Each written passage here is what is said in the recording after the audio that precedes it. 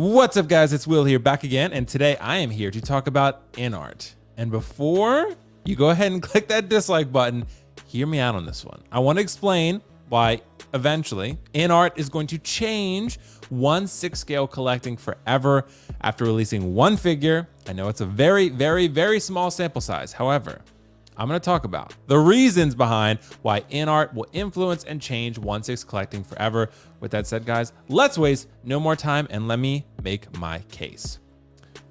These reasons are, by the way, not in any specific order. These are just the top 5 reasons that I believe InArt will change the 1/6 collecting game forever.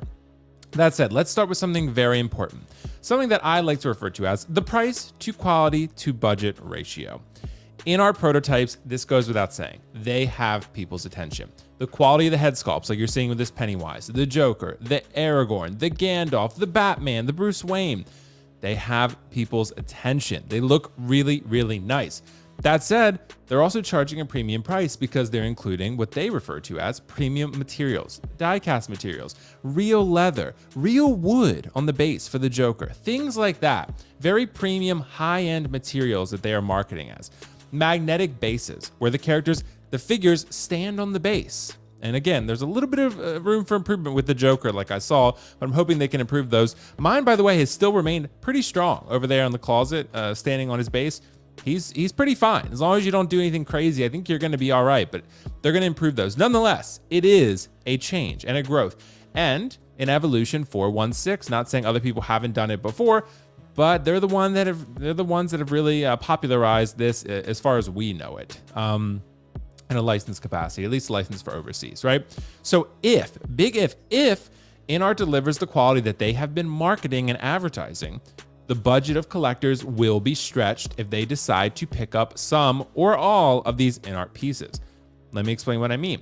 So some sample data that we have, we did an informal poll in a place for collecting, the Facebook group. So check that out if you have not already seen it, where collectors actually self-disclose their annual collecting budget. And again, this is a informal, small sample population here. This possibly cannot be extrapolated across all of 1/6, right? This is not something that we can say, oh, everyone has this data is indicative of all collectors in 1/6. This is a small sample. I'm just saying this is a place to start. And we're gonna look at this. So you can see here, less than $1,000, 11% of collectors say that they operate within less than $1,000 a budget for collectibles in a given year annually. 1,000 to 2,000, 32%. 2,000 to 3,000, 20%. 3 to 4,000, 11%. Now we're getting a little bit higher. 4 to 5,000, 3%. 5 to 7,500, 11%. 7,500 plus 12%. So if we're looking from anywhere from $1 to $4,000, we have what? 31, that would be what? 31, and then we have another 60, like 70% of collectors.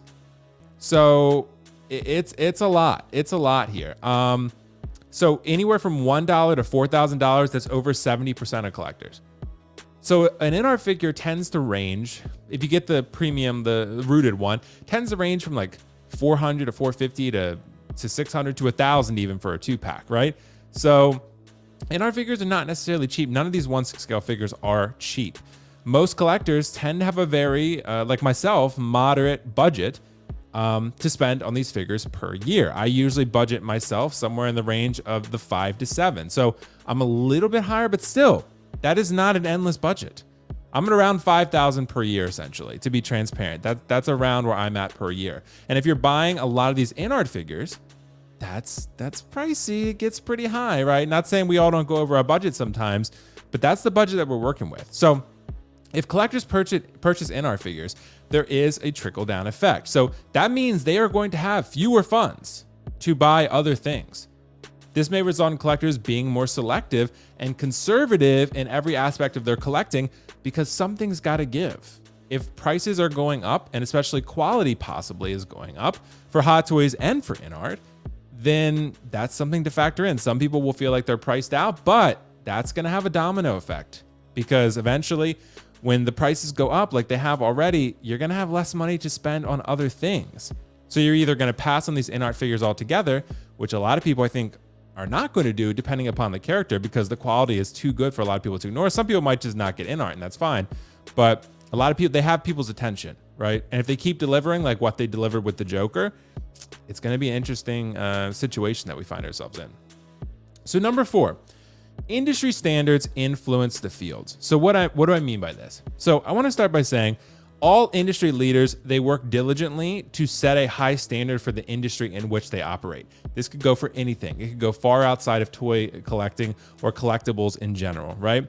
Hot Toys, they've been known as a long time setting the industry standard for what a 1/6 figure can be and the high level of art that it can deliver.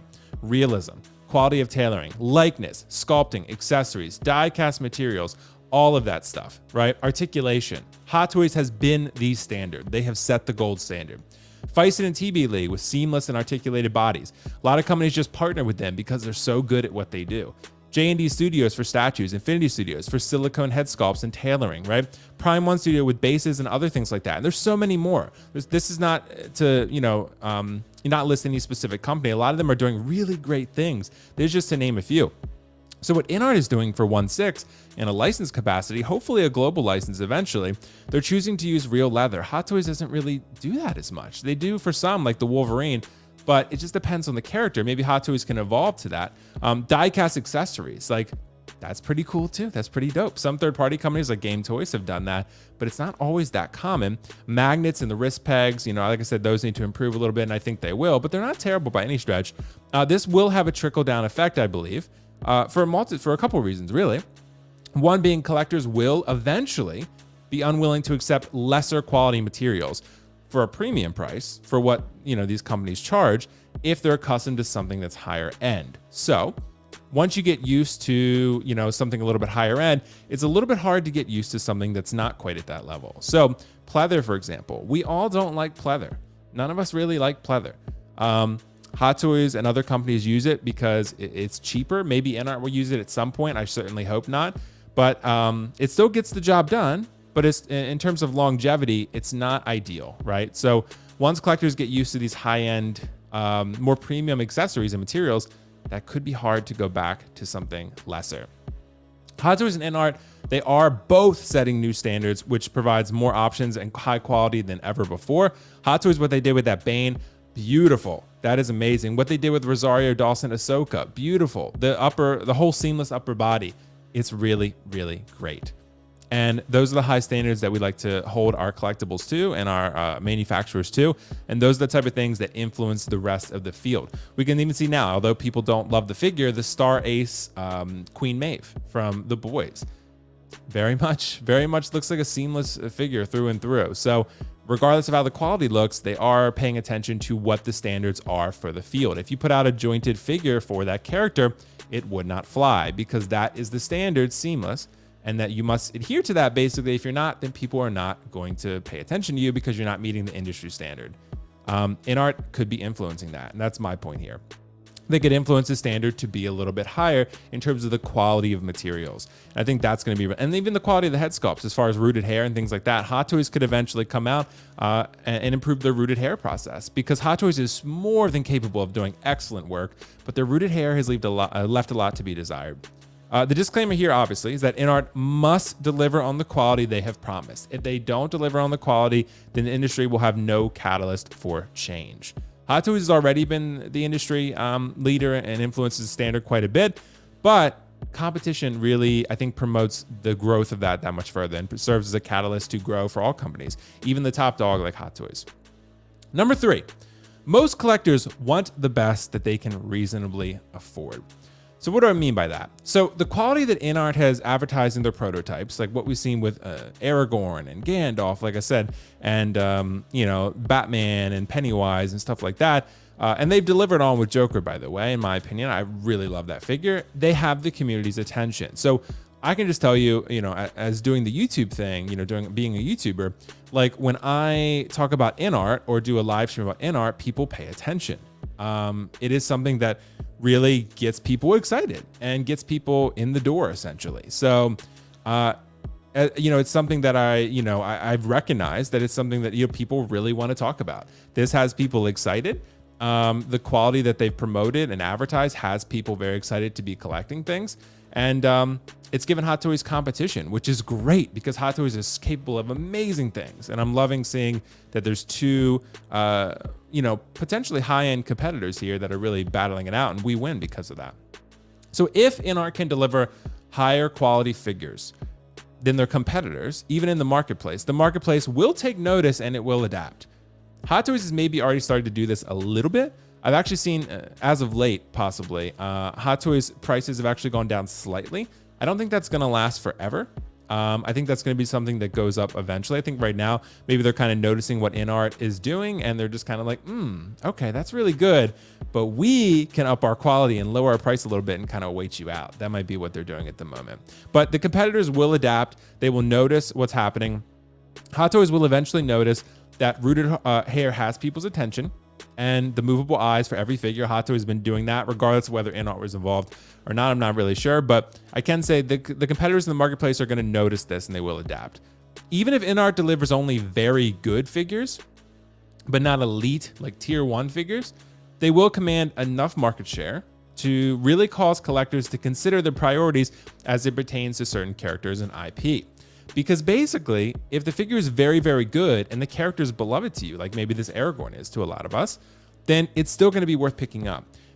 I've never owned an Asmus figure, but I can tell you from what I've seen and what I've heard from people who have collected Asmus, they are good for some, great for others, but mostly not as high end as you would like them to be. And that said, people were still willing to collect a whole line of them because it's Lord of the Rings and they love Lord of the Rings. So even if Aragorn doesn't come out as good as what you see pictured, I think it will, honestly. But even if it doesn't, it comes out very good, but not like a 10, then I think people will still probably pick it up. So, and that's going to, again, have people reevaluate their loyalties to other IPs and stuff like that as they pursue quality because they want the most realistic thing on their shelf. Yes, Star Wars and Marvel are the hot tickets and pretty much always will be for the foreseeable future. But some of those characters you might not need as much. You'll determine that you'll go for the quality instead of picking up maybe a complimentary piece. High quality figures equals high pricing, and this could lead to changes across the board for everyone. If you want to pursue quality, it's going to cost you a little bit. You don't want to price too high if you're InArt to price people out, but just enough to get as much as you can, just like what Hot Toys does, and then keep it manageable for people to stay afloat. Okay, number 2, pricing only goes up, not down. And this is a little bit interesting because I know I mentioned about the Hot Toys thing, slightly maybe lower as of late, but still, it's still a little bit higher than what it's been in recent years. So I think this is something to note here about pricing, because like I said, Hot Toys has been very productive lately in terms of their strategy to maybe keep their prices a little bit manageable. Like that Bane at $309 on Sideshow, that's very, very good, right? So I'm very happy about that. But seeing what InArt's doing, the prices are a little bit higher. Gandalf, obviously, as you can see here, $534 on this specific website. He did have a rooted beard and rooted hair. But for better or worse, everyone in the industry will notice the prices collectors are paying for InArt figures, and they will take note of that. Eventually, it's just a matter of time before these prices start going up across the board. But in order to charge that, your quality will also have to be maybe not on that level, but very close to that level, where you're going to have to be able to compete. And pricing goes up over time due to inflation and other factors. As quality goes up and material quality goes up, prices will also rise. So that is something to factor in. Like I said, Hot Toys has been awesome with their pricing, but quality and pricing are positively correlated, meaning as one goes up, the other will also go up. As quality goes down, the price tends to also go down for collectors, even though there could be possibly the retail price going up, but if it's not a good figure, it will eventually go down on the secondary market. So the more custom collectors are willing to, pay high prices, the more custom they are to paying high prices, essentially, the more willing they will be to do so as the behavior becomes normalized. So since the behavior becomes normal because you're used to it, then you're going to be used to paying higher prices across the board for pretty much everything. The quality will still have to deliver because people are going to be a little bit tighter with their wallets because of these higher prices and their limited budget. Like all of us, we all operate on a very finite budget, most of us.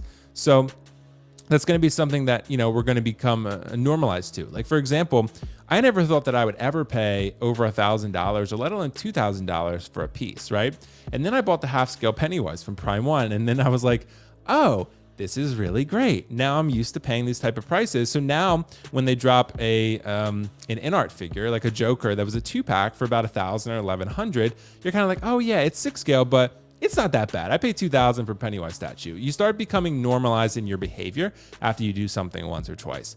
So it's a little bit interesting there. So some collectors may retire from collecting due to rising prices, but manufacturers will, of course, like any business, determine that breaking point and charge the maximum profitable amount.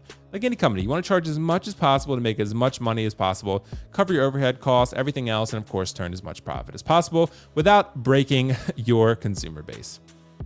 And finally, number 1, they will manufacture characters Hot Toys won't. This is going to influence the market, like again, for a number of reasons. So while other companies produce characters from IPs outside of the big 3, Star Wars, Marvel, and DC, they are not always high-end like these InArt figures have been advertised as, and the Joker has delivered as much. So collectors are savvy, we know this, and they will pursue characters they love that meet high-end standards that are within their price range. So even people who maybe don't as much love every single thing about the Batman, if this figure comes out as good as it's looking, even though the Bruce Wayne is probably the weakest head sculpt they've shown thus far, still pretty good, but still a little bit weaker, right? They will probably pick it up nonetheless because the quality is hard to ignore. I know people that I saw in groups anyway, as far as the Aragorn is concerned, they like Aragorn, but they mostly picked it up because of how good it looks. And that's something to keep in mind. I don't always recommend that. I do feel like the character has to be important to you. I wouldn't just FOMO buy, but it is something that people will do regardless of what I or anyone else say. So that is something to factor into this. So Harry Potter, Game of Thrones, Joker, Joaquin, Lord of the Rings, and more will be produced by InArt. They already said they're going to do Matrix. They're going to do Dune. They're going to do a lot of different things. So there's going to be other characters that people want and lines that people want to explore. And if they, are produced high end, then this is going to be something that's competition for Hot Toys. They could also get other licenses. Maybe InArt gets The Last of Us from HBO, right? Maybe InArt gets some video game licenses that people might want. Mortal Kombat or something. Mortal Kombat is a Warner Bros. Film. Maybe they take that on, right? Maybe they want to do a Scorpion or a Sub-Zero. That would be amazing. Stuff like that Hot Toys is not going to tackle because they're more than busy with Star Wars, Marvel, and DC, especially with DC ramping up for what is coming in the future. Hot Toys may want to do that if the films are and the shows are successful. So most 1/6 collectors, they hold Hot Toys as the industry standard. Unless the figure is as good or as cheap, they won't buy it. So Hot Toys is the industry standard. So for the longest period of time, and I think we still mostly do this because Hot Toys is so good, when we look at their figures, we say, is it as good as a Hot Toys figure? And if not, what am I paying for it? Am I paying a lot less than a Hot Toys figure? And that's something to factor into your purchasing decision. So most collectors are going to hold Hot Toys as the standard, right? The industry standard, rightfully so, because they pretty much are at this point. But I would say that if the figure is cheap, that is something, that people are probably going to be less and less likely to do as their budget is stretched. Because also, in my opinion, what people will eventually see is your collection becomes a little bit inconsistent because you have certain figures that are very much at a high level. And if you have sort of a general overall level, you have Hot Toys, you have InArt, maybe some 3.0 figures because those are pretty good. And then you have like maybe a third party that's not so well done. It kind of devalues like your whole collection. It brings it down a level because it's like you have a weak link in the chain essentially. To each their own, but that's kind of how I view it. And I think people will eventually, as they get a taste for, the amazing things that Hot Toys is doing, and of course what InArt is producing, hopefully anyway. So finally, less cheap figures will be purchased if InArt delivers quality figures or quality characters. If you give characters that people want and quality that people want, they're going to be less likely to dip their toes into some of the lesser third-party offerings. I love those third-party companies. I have a lot of third-party, well, not a ton. I have like maybe 10 third-party figures and I love a ton of them. Honestly, some of them are really, really, really good.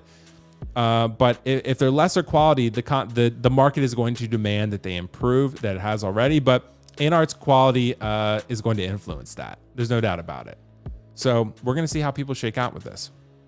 Finally, we've come to the end. Thank you so much. I appreciate you guys for watching, listening to my presentation about how InArt is going to change 1/6 collecting. Let me know what you guys think in the comments below. We are going to see, hopefully the InArt Joker is going to arrive at your doorstep soon if you ordered it. I know they're shipping in batches and a lot of people have gotten their shipping notices. So that is very exciting. Cannot wait for this bad boy, Pennywise, to ship. And yeah, thank you so much, guys. I appreciate you listening. And we're going to see, it's a very exciting time for 1/6 collecting. So 1/6 is going in a good direction. That said, like I said, let me know your thoughts in the comments below and we will chat soon. Peace out, guys. Bye. See you later.